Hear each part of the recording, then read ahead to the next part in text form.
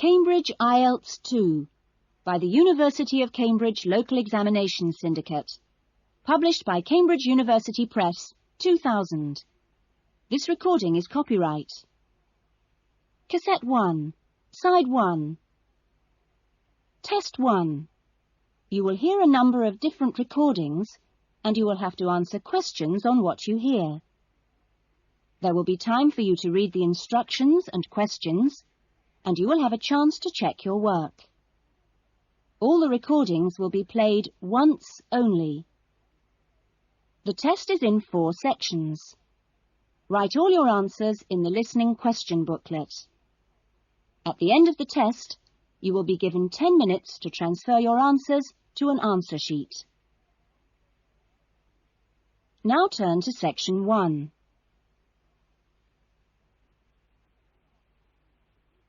Section 1. Louise wants to join a video library. You will hear a conversation between Louise and the owner of the video library. First, you have some time to look at questions 1 to 5.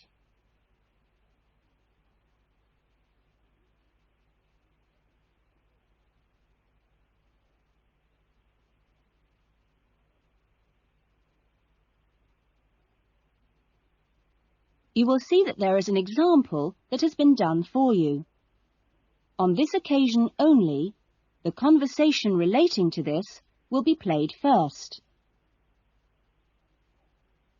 Oh, hello. I'd like to join the video library. OK, would you like to fill in the application form now?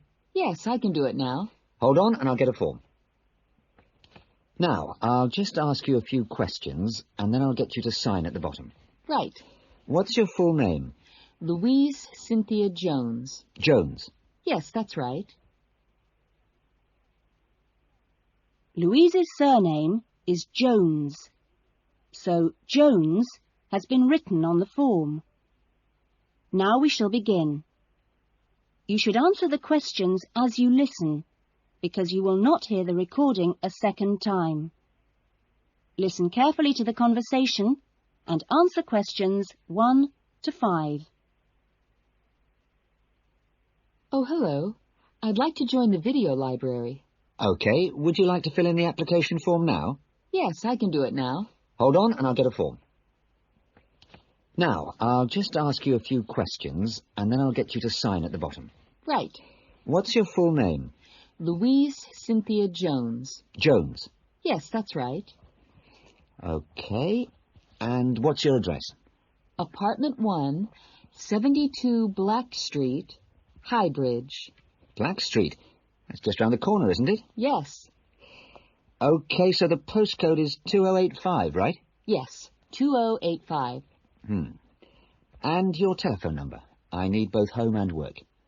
Home is 9835-6712, and work is 9456-1309. Do you need any ID or anything like that? Yes, we need your driver's license number. That is, if you have one. Yes, I know it off by heart. It's an easy one. 2020BD. Do you need to see it? Yes, I'm afraid I do. Here. Right, thanks. And could you tell me your date of birth, please? 25 July, 1977. That's the most important part out of the way, but could I just ask you a few questions for a survey we're conducting? Okay. Before the conversation continues, you have some time to look at questions 6 to 10.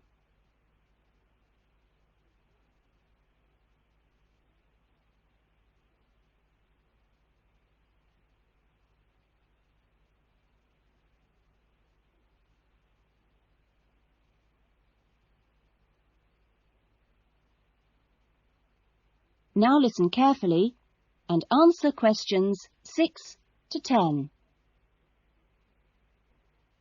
What kind of videos do you prefer to watch? Have a look at this list. Well, I love anything that makes me laugh. I just love to hear jokes and funny punchlines. I'm not very keen on westerns, although my father likes them. but I'm a real softie, so anything with a bit of a love story is good for me. It doesn't matter how old. Not musicals, though. They're too much. Anything else? I'm completely taken by documentaries of the great outdoors. You know the sort. Animals, plants, and faraway places. I saw a wonderful one on dolphins last week. It was amazing. Now, I think that's all from me, except I need you to sign here on the line. Here's a pen. Oh, and I nearly forgot the membership fee. $25 refundable if you leave the library for any reason. There you are. And do I sign here? Yes, that's it. You can borrow videos now if you like, but your card won't be ready until next week. You can come and pick it up when you bring your first videos back. That is, if you want to take some now. Yes, I'd like to. I'll have a look around. Fine. That is the end of section 1. You will now have half a minute to check your answers.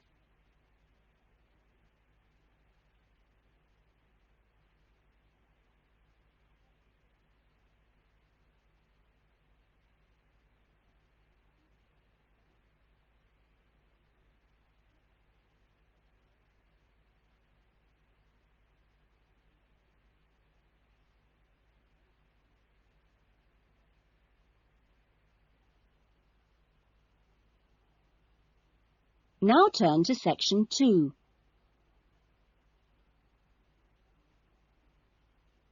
Section 2. You will hear a radio interview about an expedition across the Atura Mountains. First, you have some time to look at questions 11 to 15.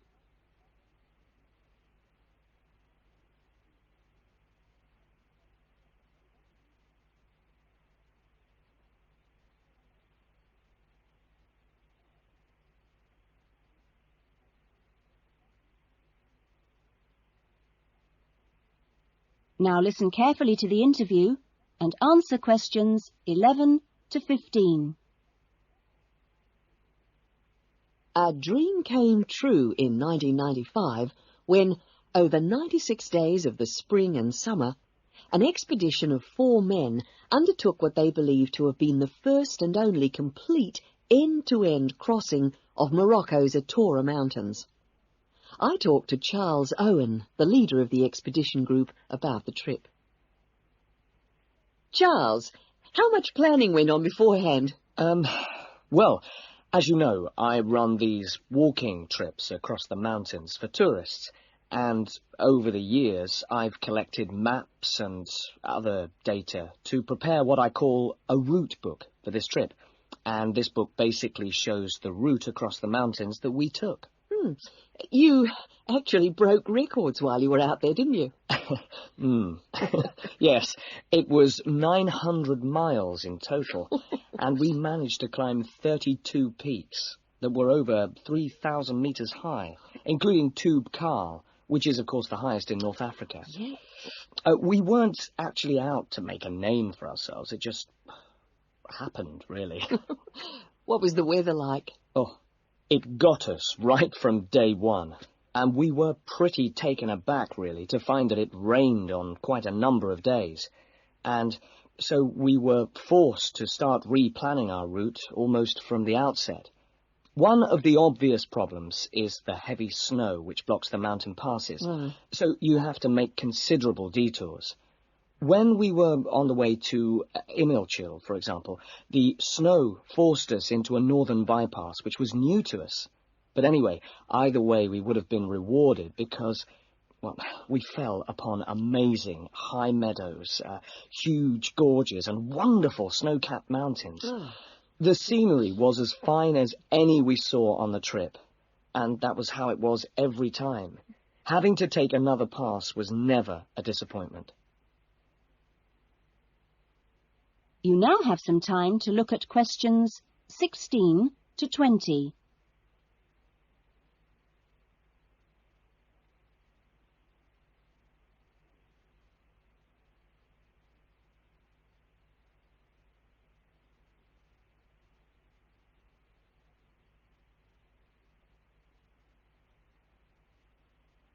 Now listen to the rest of the interview and answer questions 16 to 20.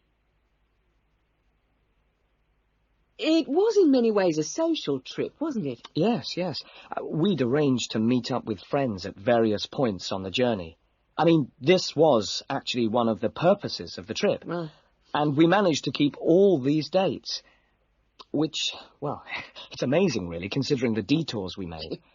An old friend acted as a sort of transport organizer for everyone, and the Hotel Ali in Marrakesh was a good social base. I'd really recommend it, although I can't remember who runs it. Anyway, groups of friends actually joined us for 3-week stints, and others just linked up with us. Some, whom we hadn't met before the trip at all, tagged on for short bursts, people from the area who just came along for the ride. But outside the major visitor areas like Toubkal, we only met one other group of travellers like ourselves in the whole 96 days. Were there any bad moments? Well, we took 2, I must say, long-suffering donkeys with us to help transport water and tents and things. I suppose if we were to do it all again, we'd probably hire donkeys along the way. Taza and Tamri, as we called them, after the last places in the trip, well, they made quite a unique journey between them. But it was continuously demanding for them. On both the really high summits, they took diversions that were quite out of character, and I can only assume that it must have been due to tiredness. Well, thank you. And Charles has put together a video about this journey and continues to lead groups to the Atora Mountains. So if you want further information... That is the end of section 2. You will now have half a minute to check your answers.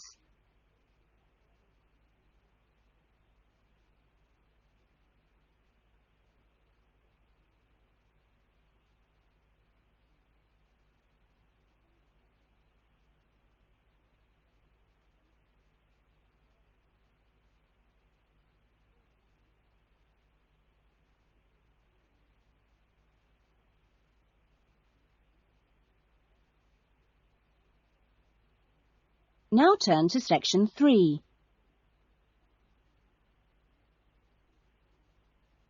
Section 3. You will hear 2 new students, Jane and Tim, talking about their university studies. First, you have some time to look at questions 21 to 25.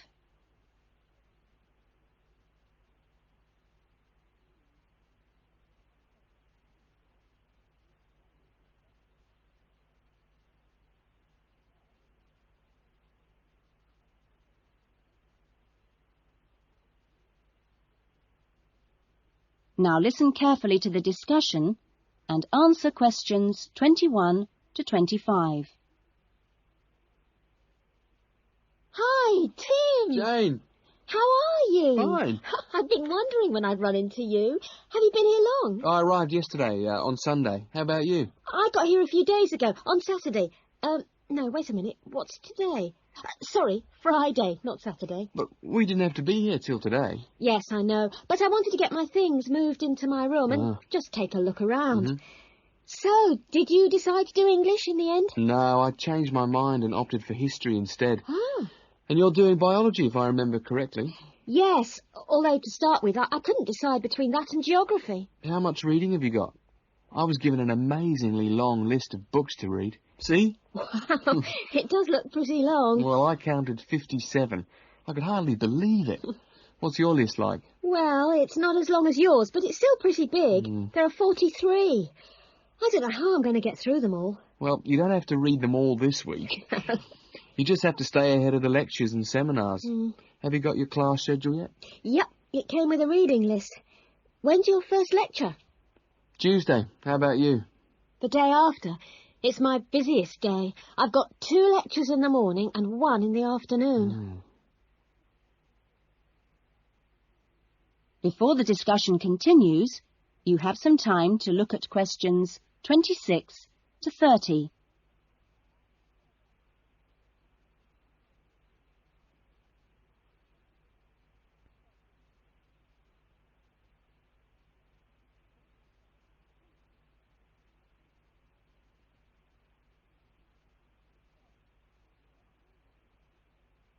Now listen carefully and answer questions 26 to 30. It's going to be different from school, isn't it? Yeah, particularly the lectures. Have you got any special strategy for listening to lectures? Well, I'm going to use a cassette recorder and record them all. What? Are you allowed to? Sure, lots of people do it nowadays. It means you can listen to the lectures all over again later and make really good notes. I couldn't do that. I like to take notes as I'm listening. I usually find I get all the important points. Reading is different, of course. My approach is to skim the book first to see what's important and what isn't. It saves hours of time. But what if you miss something? You don't mean you're going to read every word, do you? Well, that's what I usually do. Well, that's up to you, but I think you're crazy. Oh. What's your first lecture on, anyway? Oh, it's a lecture on the French Revolution. The French Revolution? How boring. Oh, it's not boring at all. It was an amazing period of history. It changed everything in Europe. So what's your first lecture about? It's about animal behaviour. It sounds really interesting. Look, I was on my way to the library. I'm going to get some of these books out and start reading for the first essay I've got to write. And what have you got to write about? Well, you'll never believe it. I think our professor must have a sense of humour. He's given us the title, Why Study History? That's a good one. When you find the answer, let me know. No, I'm going to enjoy writing it. Have you been given any writing assignments yet? Yes, I've got to write about animal language. That sounds a challenge. I suppose you'll be off to the zoo to do field research. That is the end of section 3. You will now have half a minute to check your answers.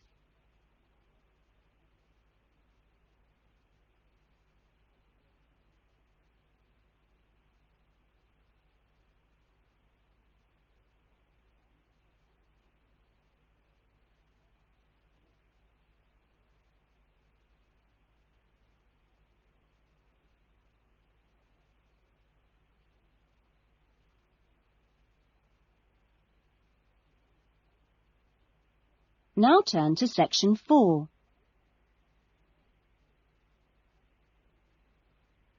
Section 4. You will hear a lecture being given to school leavers on the jobs people can get in sport and the training programs available to prepare for those jobs. First, you have some time to look at questions 31 to 40.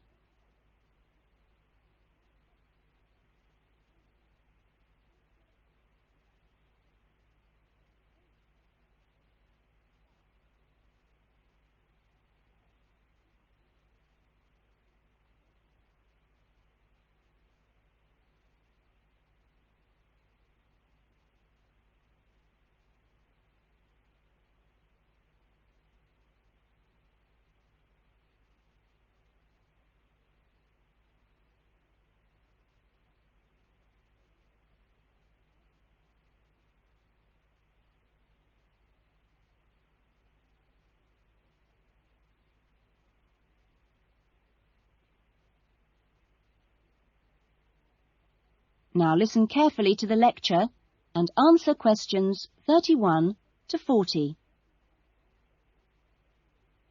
Welcome to Further Education Information Week. This is the Physical Education Faculty session, and I'm the head of the faculty. During the course of this morning, we hope to give you a clear idea of what we offer in our training programs, and we will look at the types of courses and the entry requirements, if any, for those courses. Some of these courses are open to school leavers, but for some, you need previous qualifications or relevant successful employment.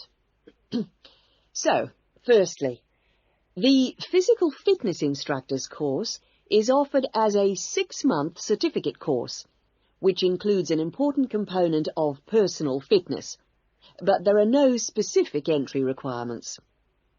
For sports administrators, we provide a 4-month certificate course, but you should be aware that this is designed for those who are in employment. This employment must be current and related to sports administration. For the sports psychologist course, we offer a 1-year diploma course, but this diploma course is available only to those who already hold a degree in psychology. So you need to make sure you have that before you apply to do this course. Now, for physical education teachers, we offer a 4-year degree in education. This degree course is designed for preparing students to teach in primary and secondary schools and needs no prior qualifications, as it is entered directly by school leavers. And lastly, for the recreation officers course, we offer a 6-month certificate. Entry to this course normally includes applicants of a wide range of ages and experiences, but we do not insist on any prerequisites for this course. Remember that this is a vocational training institute. We train you so that you can take up a particular kind of job. So it is important that you know the main roles of the jobs, what the work is like, and what kind of qualities you need to succeed at them. A physical fitness instructor works in health and fitness centres, preparing individual programs for ordinary members of the public. Physical fitness instructors prepare routines of exercises to suit the individual client's age and level of fitness. Sports administrators run clubs and sporting associations. Their duties include such things as booking playing fields with local councils and organising the schedule of games or events for the club. So they need good organisational skills. Sports psychologists spend time with professional athletes, helping them approach competition with a positive mental attitude to enable them to achieve their personal best. They do this by improving motivation and concentration, or assisting with stress management. Physical education, or PE teachers, instruct young students in how to exercise, play sport, and do other recreational activities correctly and safely. PE teachers help the development of coordination, balance, posture, and flexibility, with things like simple catching and throwing skills. They are not expected to be experts in all sports, but must be able to show students the basic techniques involved in a wide range of activities. Recreation officers often find themselves working for local government authorities and local groups. Their aim is to raise people's awareness of healthy lifestyles and improve general fitness through arranging recreational activities for groups of all ages, from the very young to the elderly. There are many other job opportunities which our graduates can look forward to. If you're interested in any of these, then I suggest... That is the end of section 4. You will now have half a minute to check your answers.